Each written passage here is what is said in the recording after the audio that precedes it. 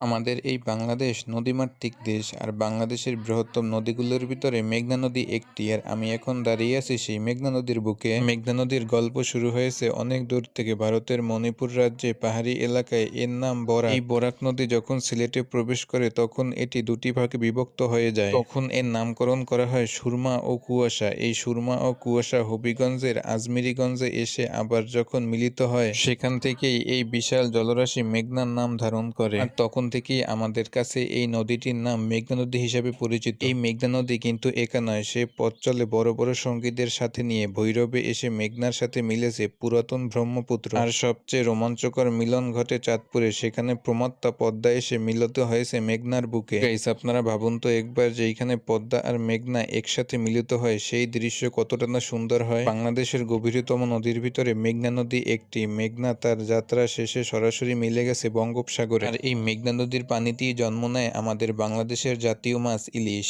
আমরা বাঙালিরা যে রূপালী ইলিশের জন্য পাগল, তার বড় একটি অংশ আসে এই মেঘনা নদী থেকে। প্রতি বছর জেলেরা এই নদী থেকে হাজার হাজার টন ইলিশ মাছ ধরে বাংলাদেশের বিভিন্ন জায়গায় বিক্রি করে। সবশেষে বলা যায় যে এই মেঘনা নদী বাংলাদেশের জন্য খুবই গর্বের একটি নদী।